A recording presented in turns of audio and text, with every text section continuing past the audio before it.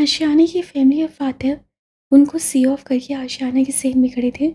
इतने दिन यूँ लग रहा था कि वो होटल में नहीं बल्कि किसी घर में ठहरे हुए थे।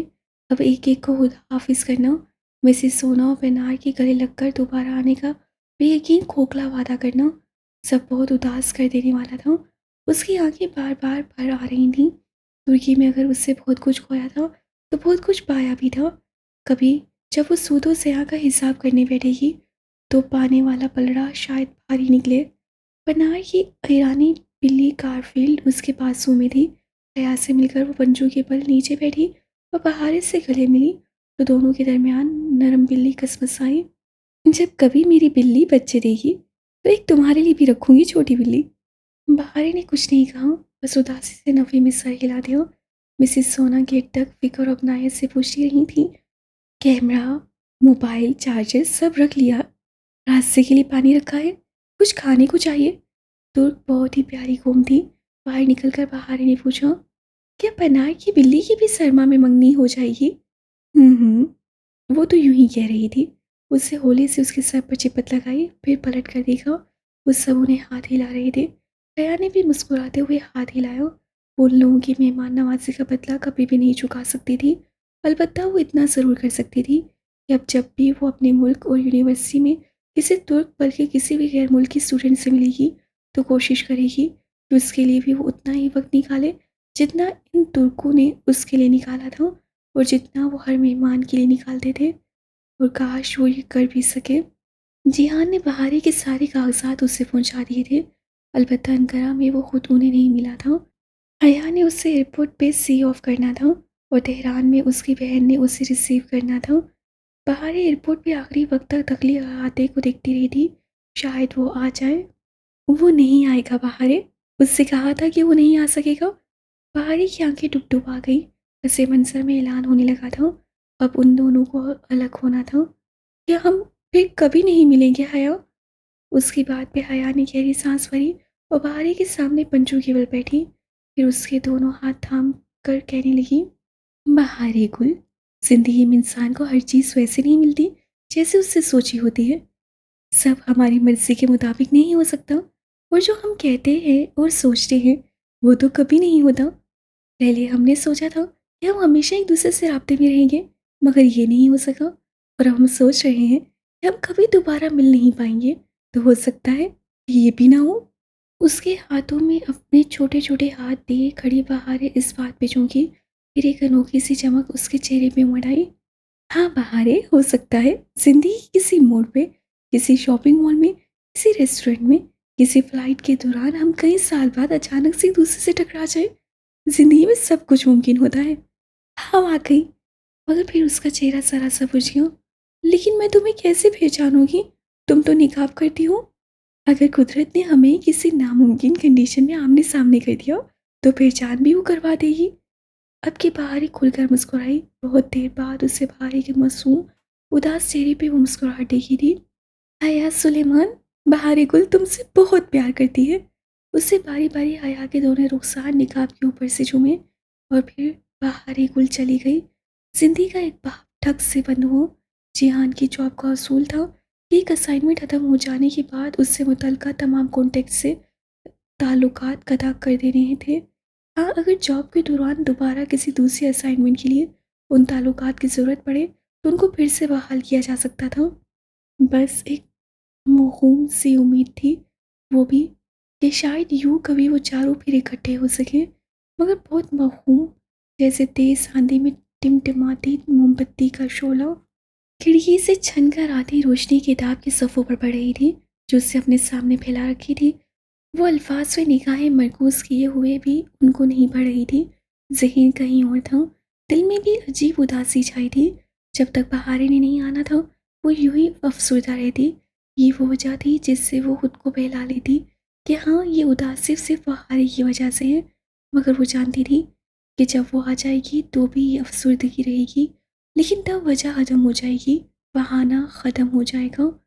खिड़की की जाली से हवा का तेज झोंका आया तो किताब के सफ़े उसके हाथ में फड़फड़ा कर रह गए। उसकी ज़िंदगी का एक बाप भी किताब के इस सफ़े की मानिंद था, जिसे किसी ने बेदर्दी से फाड़ दिया हो। यूं कि कोई निशान जिल्द से लगा कागज़ का कोई टुकड़ा बाकी न रहा था। आयशे गुल ने किताब बंद करके दपाई पे डाल दी। उसका दिल किसी शय के लिए नहीं जा रहा था। जिंदगी का वो बाप अब्दुल रहमान पाशा, एक अजनबी जो उनकी ज़िंदगियों में आया और फिर उनकी इस पूरी ज़िंदगी बन गया। वो कितना सुलझा हुआ, वेल मैनर्ड और नफासत पसंद आदमी था। उसकी हर चीज़ परफेक्ट होती थी और उसके साथ भी बहुत अच्छा था। उसकी राय को अहमियत देता, उसकी समझदारी और सहानियत की कदर करता। जब उस्मान बे ने अपने बेटे का रिश्ता पाकिस्तान में तय कर दिया और सफ़ीर उनसे नाराज़ हो गया था, तब अब्दुल रहमान के कहने पर ही उससे सफ़ीर से बार बार इस मौजू पे बात की थी। अब्दुल रहमान को जब भी कोई ख़ास काम होता, वो उसके पास आया करता था। जैसे उस रात वो हया को लेकर आया था, जब उसके बालों पे वैक्स गिरी थी। उस रात वो उससे अब्दुल रहमान लगा ही नहीं था। इतना रफुलिया, बेचैन, मुस्सरिफ, बिखरा बिखरा सा। मगर जब उस रात की सुबह हुई तो वो वही पुराने वाला अब्दुल रहमान बन गया। बल्कि वो बन गया जो वो उस थप्पड़ के बाद बना था। अच्छी लड़कियां जल्दबाजी नहीं करती, मगर उससे हो गई थी। वो थप्पड़ उसके और अब्दुल रहमान के दरमियान एक सर्द दीवार बन गया, जिसे वो कभी पाट ना सकी। उससे आयशे को उस थप्पड़ के लिए कभी माफ़ नहीं किया था और अब तो वो उससे बहुत दूर जा चुका था। बहारें आने और वो खुद, वो सब उसको भुला देंगी क्या? पाशा भी तो अपने कामों में मसरूफ सतीसा आदमी था, मगर आने उससे निगाह उठाकर देखा। कमरे के दूसरे कोने पे आने बैठी स्वेटर बुन रही थी। पिछले और उससे पिछले दोनों सरमा में उन्होंने अब्दुल रहमान के लिए स्वेटर बुने थे। इस वक्त भी वो अपनी रूटीन दोहरा रही थी। वो देखती थी कि किस तरह आने फ़ोन की बेल, दरवाजे की दस्तक और आहट पे चौंकती। फिर अब्दुल रहमान की हैर खबर न पाकर मायूसी से अपना काम करने लगती। क्या वो सब एक नॉर्मल ज़िंदगी गुजार पाएंगे? शायद हाँ, शायद नहीं। मगर उससे क्या करना है? उससे ब्लाउज़ की जेब से वो तय किया हुआ कागज़ निकाला और उसे खोला। ये तुर्की की अमानत थी। क्या उसे ये अमानत लौटा देनी चाहिए? उससे गर्दन फेर कर कैलेंडर को देखा। आज हफ्ता था और ये मालूमात परसों यानी पीर और मंगल के दरमियानी शब के बारे में थी। अब सही वक्त आन पहुंचा था। वो एक फैसले पर पहुंचकर उठी और अपना पर्स उठा लिया। करीबन आधे घंटे बाद वो अपने घर से बहुत दूर एक पेफ़ोन पे खड़ी कार्ड डालकर एक नंबर मिला रही थी। देख लो अब्दुल रहमान, आयशे गुल क्या कर सकती है? रिसीवर कान से लगाए उससे वो तय किया हुआ कागज़ सामने खोल कर रख लिया। साथ ही कलाई पे बंधी घड़ी देखी। उनको उसकी कॉल ट्रेस करने में 90 सेकंड लगने थे। वो 80वें सेकंड कॉल काट देगी। कॉल मिलने के 10वें सेकंड में उसका राब्ता मौजूदा कमांडर से हो गया। मेरे पास आपके लिए एक टिप है। आप कौन और कहाँ से बोल रही हैं? भारी आवाज़ वाले मर्द ने कॉल लंबी करने की कोशिश की थी।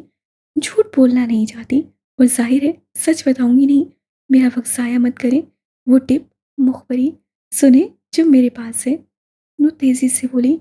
25 सेकंड। दिल था कि अंदर से ज़ोर से धड़क रहा था। जी, जी कहिए।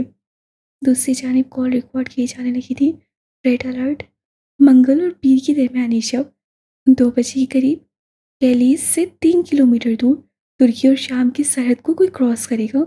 उसके बहुत से नाम हैं, मगर मैं आपको वो नाम बताऊंगी जो आप जानते हैं। 40 सेकंड। कौन सी चौकी के करीब से? वो नोट कर रहे थे। आयशा जल्दी जल्दी वो तमाम चीज़ें दोहराने लगी जो उससे कागज़ पे लिख रखी थी। छोटी छोटी बातें जो अहम थी। इतला देने का शुक्रिया। क्या आपको यकीन है कि वो अपना प्रोग्राम नहीं बदलेगा? 80 सेकंड। नहीं, मरहबा। उसे खटाक से रिसीवर रखा और फिर दिल पे हाथ रखकर चंद गहरी सांसें अंदर उतारी। अल्लाह अल्लाह, उससे कर ही दिया। ये तो ज़रा भी मुश्किल ना था। अब वो आहिस्ता आहिस्ता सांसें दी, अपने पूरे तनफ्फुस को बहाल करने की कोशिश कर रही थी। दिल था कि बुरी तरह धड़क रहा था। अब्दुल रहमान, देखो आयशे गुल क्या कर सकती है। वो पलटी और सर झुकाए तेज से चलती कैब स्टैंड की जाने पड़ गई। उसे जल्द से जल्द घर पहुंचना था ताकि आने को कुछ शक ना हो पड़े। छत से खुली ग्रे स्पोर्ट्स कार कुशादा हाईवे पे छोड़ती जा रही थी। वो कोनी दाईं तरफ खुली खिड़की पे टिकाए पनमुट्टी से गाल को सहारा दिए आंखें मूंदे कच्ची पक्की नींद में थी। गर्म हवा से स्याह स्कार्फ फड़फड़ा रहा था। दफातन कार को जरा सा झटका लगा तो उसका चेहरा आगे को लुढ़का, मगर अगले ही पल वो आंखें खोलकर संभल कर पीछे हुई। सामने लंबी हाईवे के उफक पे सूरज शुरू हो रहा था। हवा में गर्मी की शिद्दत बढ़ गई थी। सड़क के दोनों अतराफ खुश्क वीराना था, दूर पहाड़ थे। मैं सो गई थी, उससे आंखें मलते जैसे मुझसे पूछा। नहीं मादाम, आप कल रात से गाड़ी ड्राइव कर रही हैं। सो तो मैं रहा था। अया ने बाईं जानिब देखा। जी हाँ, स्टीयरिंग व्हील पे दोनों हाथ रखे ड्राइव कर रहा था। नीली जीन्स पे नीली ड्रेस शर्ट किए, हाथ सीन कोहनियों तक मोड़े, आंखों पे स्याह ग्लासेस लगाए, जिनकी साइड से आंख के करीब जख्म का निशान साफ नजर आ रहा था। क्या हम कलीस पहुंच गए? उससे गर्दन इधर उधर फेरी। मोटरवे के अतराफ का मखसूस वीरान इलाका। नहीं, सो जाओ। जब पहुंचेंगे तो तुम्हें उठा दूंगा। हम्म। अया ने इस बात में सही हिलाया और गर्दन सीट की पूंछ से टिकाकर आंखें मूंदी। जिहान ने निगाह फेर कर उसे देखा और फिर अफसोस से सर झटका। हया खानम, फ्रंट सीट पे बैठने के जो एथिक्स होते हैं, उनमें दूसरा नंबर किस चीज़ का होता है? मैंने सीट बेल्ट पहन रखी है। बंद आंखों से कहते उसे हाथ से अपनी सीट बेल्ट को छूकर यकीन दहानी की। वो पहला असूल है। दूसरा फ्रंट सीट पे सोने की मुमानत के हवाले से है। नींद वैसे ही खुल गई थी, ऊपर से उसके तंज।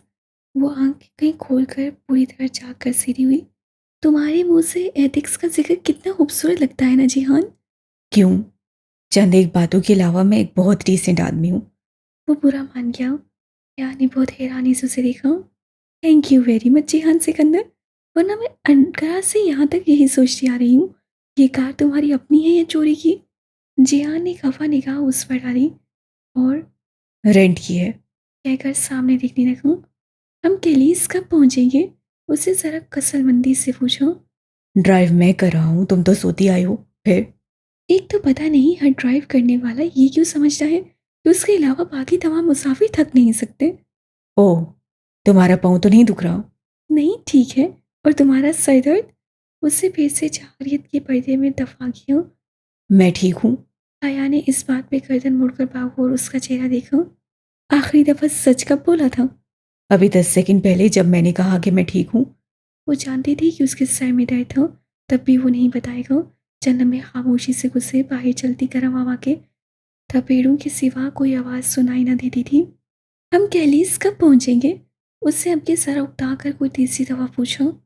2 घंटे मस्जिद लगेंगे। मैंने नहीं कहा था कि तुम आओ। तुम खुद मुझसे थी। शिकायत तो नहीं कर रही, टाइम भी पूछ रही हूँ। कोई 17वीं दफ़ा पूछ रही हो। वो बकायदा पूरा मान गया था।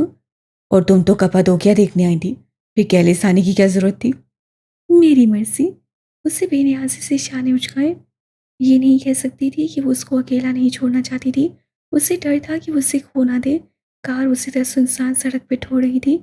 शाह नादर आसपास से इक्का दुक्का गाड़ी गुजर जाती, वरना हर सू सुनहरी सी खामोशी थी। हम कैलीस में कहाँ रहेंगे? कभी कभी बाहरी कुल बनने में हर्ष नहीं होता। उससे फिर से सवाल किया। एक सेफ हाउस है, रात वहीं रहेंगे। आज एतवार है, कल पीर का दिन भी वहीं गुजारेंगे। फिर मैं कल रात बॉर्डर पे चला जाऊंगा और तुम परसों सुबह इस्तांबुल जाओगी। फिर परसों रात तुम पाकिस्तान की फ़्लाइट ले लोगी। अब अगर कहती हो तो 13वीं दफ़ा सारा प्लान दोहरा देता हूँ। इतनी बुरी लग रही हूँ तो ना लाते मुझे। तुमने एक दफ़ा भी मना नहीं किया और फौरन राजी हो गए। तुम अंदर से खुद ही चाहते थे कि मैं तुम्हारे साथ हूँ। वाह, ये सुनकर मेरी आंखें भर आईं। जियान ने मुस्कुराहट दबाए सर झटका। वो यकीनन उसके सोने से पूरा हो रहा था और चाहता था कि वो जाग जाए और चली कुटी ही सुनाए, मगर बोलती रहे। मगर मजाल है जो याद में इतराफ़ कर ले। वो अफकी से रुख मोड़े बाई तरफ बाहर देखती रही। पाकिस्तान में ड्राइविंग सीट दाई तरफ होती है, मगर तुर्की में बाएं जानिब थी। सो जिहान के दाई जानिब बैठी थी। सूरज अब पूरी तरह से निकल आया था। कल रात जब अनकरा में होटल से जिहान ने उसे पिक किया था, तब से अब तक वो हालत सफ़र में थे। वैसे अब बताओ, दुनिया का सबसे खूबसूरत शहर कौन सा है? उसे छेड़ रहा था। इस्लामाबाद। वो बेनियाजी से बोली। अच्छा।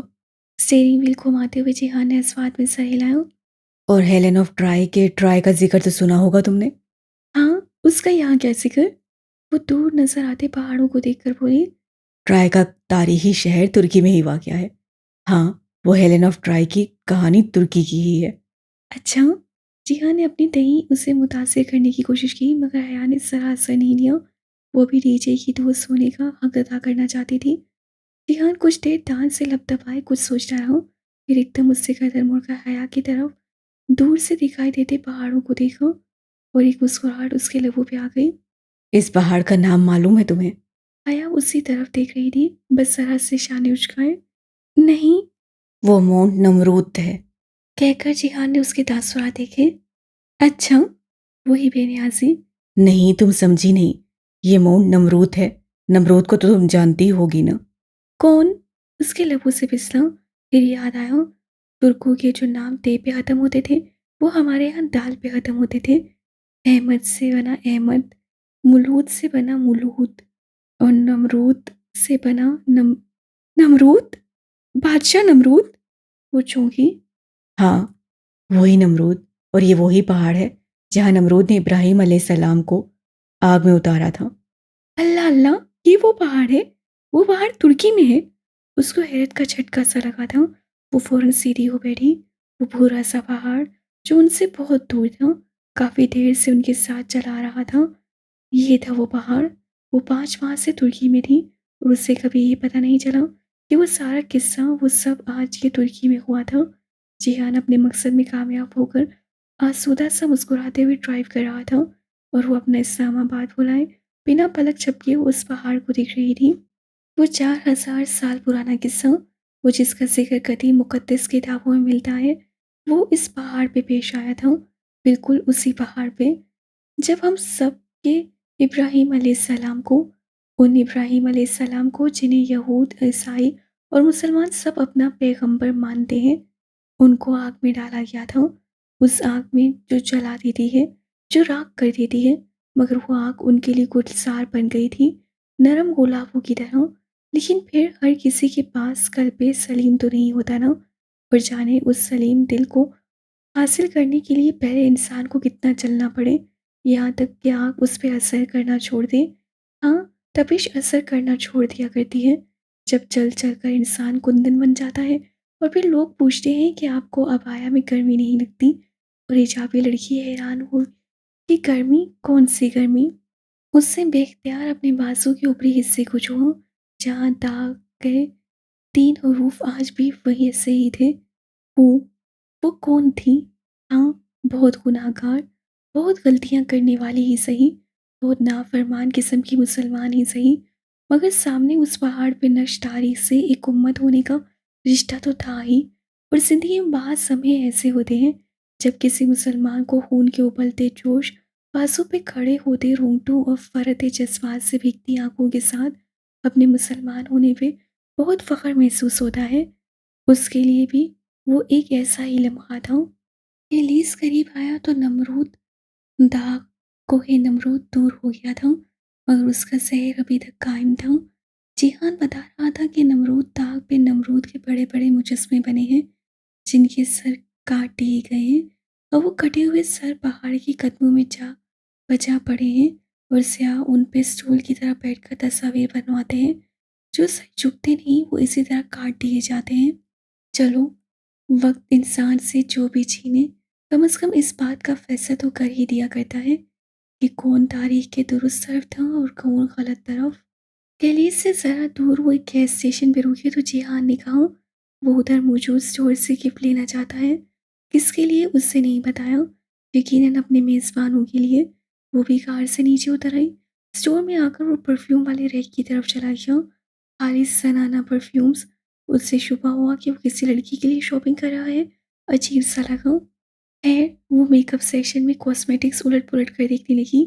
फिर याद आया कि काजल खरीदना था, उसका कब से ख़त्म हो चुका था। अब इस्तेमाल भी ज़रा कम करती थी, पता नहीं यहाँ से कैसा मिले। काजल सिक्सी टोकरी से जैसे ही उससे काजल उठाया, एक याद छम से आंखों के सामने आ खड़ी हुई। तुर्की आने से कबल वो चंद रोज़ जब उससे और डीजे ने इकट्ठी शॉपिंग की थी, उन्हीं में से एक दिन वो दोनों एक शॉप के कॉस्मेटिक सेशन में खड़ी थी। हया, सबसे अच्छा और आला मेकअप ब्रांड कौन सा है? उससे लिप ग्लॉस होंठों पे लगाकर चेक करती हया को माहिर तस्वुर करके पूछा था। मैक, उससे मसरूफ से अंदाज में जवाब दिया। हाँ हाँ, डीजे सेल गर्ल्स की तरफ मुड़ी। एक मैक का काजल दिखा दे। सेल्स गर्ल ने फौरन मैक का काजल निकाल कर सामने किया। खूबसूरत डिब्बी, जदीद अंदाज, डीजे की आंखों में सताइश उभरी। कितने का है? उससे उलट पुलट कर डब्बी देखते हुए पूछा। 800 रुपये का। डीजे का मुंह खुल गया। ये एक 800 रुपये का? सेल घर से शाइस्तगी से स्वाद में सहेल आया। डीजे ने हाथ में पकड़े काजल को देखा और फिर सेल गर्ल्स को, फिर हया की तरफ होकर सरगोशी की। Be Pakistani and buy Pakistani. साथ ही ठग से काजल काउंटर पे रखकर कतियत से सेल गर्ल से बोली, दिखाएं भाई वही अपना 35 वाला हाशमी काजल। मन से निगाहों के सामने से तकलील हो गया और निगाहें धुंधला गई। फिर भी वो धीरे से हंसी और आंखें रगड़ी। यादें जो कभी पीछा नहीं छोड़ती, वो काजल लिए बगैर कि अब पाकिस्तान जा ही कर ही लेगी, जिहान की तरफ चली आई। वो एक परफ्यूम खरीद चुका था और अब पेमेंट कर रहा था। इतना छोटा सा स्टोर है, तुम्हें कैसे पता कितना महंगा परफ्यूम जो ले रहे हो वो ओरिजिनल है या नकल? जिहान को टोकना तो कौमी फरीजा था उसके लिए। जिहान ने बकिया पैसे वापस पकड़ते हुए मुड़कर संजीदगी से उसे देखा और फिर लिफाफे से परफ्यूम निकाल कर डब्बी से शीशी निकाली। फिर शीशी की स्प्रे नोजल अपनी उंगली के करीब करके स्प्रे किया। देखो, ये कितना फाइन और बराबर स्प्रे हुआ है। अगर नकली होता तो ज़रा पिचकारी की सूरत स्प्रे होता। और मैंने कई बार प्रेस करके देखा है, क्योंकि पहली दफ़ा में तो ओरिजिनल परफ्यूम प्रेस करने पर भी स्प्रे इतना फाइन नहीं होता। उससे हाथ में लगी खुशबू को उंगलियों से मसा, फिर शीशी का नोजल हया के सामने किया। देखो, ये नोजल कितना पतला है। ओरिजिनल परफ्यूम का हमेशा पतला होता है, जबकि इसी ब्रांड के नकली परफ्यूम का नोजल ज़रा खुला होगा। फिर वो शॉपर में परफ्यूम डालता पलट गया। उससे बस स्वाद में सहेला दिया। उस आदमी के पास हर मस्से का हल होता था।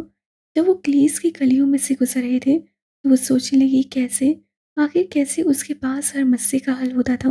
ये सारी बातें कोई सिखा तो नहीं सकता, ये खुद सीखी जाती हैं, तजर्बे से, मुशाहिदे से। हाँ, वो यकीनन किसी मस्से की वजह से उकता जाता होगा, मगर फिर आम लोगों की तरह उस चीज़ को ठप करके नहीं बैठ जाता होगा, बल्कि उसका हल ढूंढता होगा। और ढूंढने से तो सब मिल जाया करता था। हाँ, वो स्ट्रगल करने वालों में से था। वो उससे मुतासिर हुई थी, मगर खैर, ये बात उससे कहेगी तो वो कभी भी नहीं। ग्लीस छोटा सा कस्बा था, तंग मगर साफ गलियां, अवांचा फरोश फलों सब्जियों की रेहड़ियां। पाकिस्तान के किसी छोटे शहर जैसा मगर साफ सुथरा। तकरीबन आधे घंटे बाद वो एक ऐसी ही गली में एक घर के दरवाजे पे खड़े थे। दस्तक देने के चंद लम्हों में ही दरवाज़ा खुल गया। मरहबा, मोमर खातून ने मुस्कुराते हुए सलाम किया। मुस्कुराहट का पता आंखों से चला, वरना उन्होंने खुले स्कर्ट और लंबे ब्लाउज के ऊपर स्कार्फ से निकाब लिए रखा था। मरहबा। साथ ही जिहान ने हया को आगे बढ़ने का इशारा किया। खातून रास्ता छोड़कर खड़ी थी। हया ने जरा झिझक कर जिहान को देखा, फिर उन खातून को सर के आसपास से सलाम का जवाब देते ही अंदर दाखिल हुई। छोटा सा सीन, आगे कमरे का दरवाज़ा था, बरामदा वगैरह नहीं था। वो तीनों दरवाजे तक आए। चौखट पे जिहान झुककर फूट के तस्वीर खोलने लगा, फिर झुके झुके गर्दन उठाकर आंखों से हया को जरा हल्की से इशारा किया। ओह! वो जल्दी से आगे बढ़ी। वो निकाब उतारते हुए ताज़ीमन उन खातून का हाथ लेकर चूमा और आंखों से लगाया। ये मेरी बीवी है, हया। वो अब जूते पैरों से निकाल रहा था। खातून ने मुस्कुराते हुए उसे दुआ दी। उम्र में बरकत और नेमतों की बका की दुआ। वो मुस्कुराते हुए दोबारा निकाह करने लगी तो वो सीधा होते हुए बोला। यहाँ और कोई नहीं है, उतार दो। फिर उन खातून की तरफ इशारा करते हुए बताया। ये मरियम खानम है, मेरे दोस्त अली करामत की वालदा। हया को हैरत का झटका लगा। अल्लाह अल्लाह, ये थी वो? अरे, जिहान ने बताया ही नहीं। बहुत खुशी हुई आपसे मिलकर। वो वाकई खुशी से बोली थी। वो खातून मुस्कुराते हुए सर हिलाकर फिर उन्हें अंदर ले गई। जब वो एक फर्शी नशीस वाले कमरे में आ बैठे तो बहुत इश्तियाक से कहने लगी, मुझे जिहान ने बहुत दफ़ा आपके बारे में बताया था। करामत में आपके हस्बैंड की वर्कशॉप थी ना, इस्तांबुल में? अब कहाँ होते हैं वो? इस सवाल पे मरियम खानम की मुस्कुराती आंखें जरा सिमटी। उन्होंने जिहान को देखा और जिहान ने हया को कुछ गलत पूछ लिया। उनकी डेथ हो चुकी है बेटा, वो बोली तो आवाज़ सोगवार थी। ओह! अल्लाह मग़फ़िरत करे। उससे पछतावा हुआ, फिर मौज़ू बदलने की गर्ज से बोली, और आपकी एक जेठानी भी थी? अरे हाँ, जिहान को बहुत पसंद थी वो। बताया था उससे मुझे कि वो बहुत खूबसूरत थी। वो लोग इस्तांबुल में होते हैं क्या? हानम, हम खाना खाएंगे, मगर कोई तकल्लुफ़ मत कीजिएगा, जो बना है ले आए। वो ज़रा ऊँची आवाज़ से बोला। हया खामोश हो गई। फिर कुछ गलत पूछ लिया था शायद। हाँ, तुम बैठो, मैं खाना लाती हूँ। उसकी अपनायत पे उनकी फीकी बड़ी मुस्कुराहट दोबारा जिंदा हुई और वो बाहर चली गई। कितना बोलती हो तुम। वो झुंझलाकर उसकी तरफ पलटा जो कौ तकिए से टेक लगाए बैठी थी। जो पूछना है मुझसे पूछ लो, मगर उनसे नहीं। तुम तो जैसे फौरन बताओगे ना। इतने घंटे हो गए सफर में, एक दफा जिक्र नहीं किया तुमने कि हम अली करामत के घर जा रहे हैं। फरिया ने कई साल पहले खुदकुशी कर ली थी, और उससे पहले उससे इनके शोहर को कत्ल कर दिया था। वो जो हफीज से बोलती जा रही थी उसकी बात पे रचका सा लगा। अल्लाह अल्लाह, शर्शर सी होकर उससे जिहान को देखा। मगर क्यों? जिहान ने शाने उचकाए। जमीन जायदाद का मसला था शायद। ये लोग अब यहीं रहते हैं, इनके हालात भी अच्छे नहीं हैं। अली करामत आजकल इधर नहीं होता, लेकिन अब ये टॉपिक उनके आगे मत छेड़ना। ओके मैं चुप हूँ। उससे कंधे झटके। यूं ही लगा कि जिहान असल वजह जानता है और चुप आ गया है, लेकिन पूछने का फायदा नहीं था। तुम मरियम खानम के लिए लाए हो परफ्यूम? उससे फिर सवाल किया। हालांकि अभी उसके सामने ही तो जिहान ने उनको वो गिफ्ट बैग थमाया था। हाँ, उनको खुशबू पसंद है। जब मैं चला जाऊंगा तो वो इसे ज़रूर इस्तेमाल करेंगी, और उन्हें अच्छी भी लगेगी। उनका जिक्र बहुत मोहब्बत और अदब से कर रहा था। उसकी अपनी मरहा जमीला। फिर खाने के वक्त मरियम खानम ने डिश उसके आगे करते हुए कहा, जिहान को बोरक बहुत पसंद है, और ईरान भी। तुम्हारी पसंद का पता नहीं था। क्या तुम ये खा लोगी? जी बिल्कुल। उससे मुस्कुराते हुए कहा। पहली दफ़ा उसे एहसास हुआ था कि उसे जिहान की पसंद नापसंद का इल्म नहीं, खाने के बारे में ही सही। ईरान तुर्क लस्सी थी और बोरक समोसे या कचौरी की एक जटिल शक्ल थी। जिहान बहुत शौक से खा रहा था। को बहुत ज़्यादा नहीं, मगर खुलूस और मोहब्बत का भी अपना जायका होता है। तुम्हारा कमरा ऊपर तैयार है, तुम आराम कर लो। खाने के बाद वो हाथ धोकर आया तो मरियम खानम ने कहा। जी। वह स्वाद में सर हिलाता, रुमाल से हाथ साफ करता और हया को एक नज़र, जैसे कह रहा हो मैं ज़रा आराम कर लूँ। देखकर कमरे से बाहर निकल गया। हया ने गर्दन मोड़ कर देखा। अध खुले दरवाजे से सीढ़ियाँ नजर आ रही थीं। वो उन पर चढ़ता ऊपर जा रहा था, उस घर से जैसे वो बहुत मानूस सा। लाएं, मैं आपकी मदद कर देती हूँ। वो उनके साथ बर्तन उठाने लगी। किचन में आकर उससे देखा कि मरियम खानम ने अपना निकाब उतार दिया था। वो वाकई स्याफाम थी, लेकिन फिर भी खूबसूरत थी। और मोहब्बत पसंदीदी को तो नहीं कहते। अरबी लुगत में तो मोहब्बत कहते हैं किसी शख्स का किसी दूसरे की नज़र में खूबसूरत लगने को है। इतना खूबसूरत कि वो दिल में खुब जाए। और वाकई इतनी खूबसूरत तो फिर वो थी ही। उनका घर छोटा था, मगर सलीके से सजा हो। बड़े घर तो सब सजा लेते हैं, असल आर्ट तो छोटा घर सजाना होता है। बैठक से निकलो तो एक तरफ सीढ़ियाँ और दूसरी जानब किचन था। तुम भी आराम कर लो, काफ़ी थक गई होगी। जब वो किचन में मौजूद फैलावा समेटने लगी तो मरियम खानम ने बहुत अपनायत से कहा। आया ने एक नज़र खुले दरवाजे से दिखती सीढ़ियों को देखा। ऊपर एक ही कमरा होगा जाहिर है, और कितना बुरा लगेगा अगर वो अभी उधर गई। नहीं, असल में मैं तो सोती आई थी, वैसे भी थक गई हूँ बैठ बैठ के। अब लेटने का दिल नहीं कर रहा। वो आराम करेगा भी, मैं आपके साथ बैठ जाऊंगी। चलो जैसे तुम्हारी मर्जी। वो मुस्कुरा कर बोली थी। जब किचन समेट लिया तो फिर वो दोनों उस फर्शी नशिश वाले कमरे में आ बैठी। चंद लम्हे खामोशी से गुजर गए। आया कुछ समझ नहीं आया वो क्या कहे। नई जगह थी, वो बेतकल्लुफ़ होना भी नहीं चाह रही थी, मगर इस घर में कुछ अनोखी सी अपनायत थी। क्या वो अक्सर यहाँ आता रहता है? कभी कभी आता है, वो भी पिछले 3 साल से, जब से उसका कारोबार इस जगह पे हो गया है। इस बात पे आया ने गौर से उनका चेहरा देखा, मगर यूं लगता जैसे वो नहीं जानती वो कौन सा कारोबार कर रहा है। तुम्हारी शादी कब हुई थी? उन्होंने मुस्कुराकर मोहब्बत से उसे देखते हुए पूछा था। वो जरा गड़बड़ा गई। पता नहीं जिहान ने क्या कह रखा था। फिर जबरदस्ती जरा सा मुस्कुराई। ज्यादा अरसा नहीं हुआ, बस 22 साल होने वाले हैं।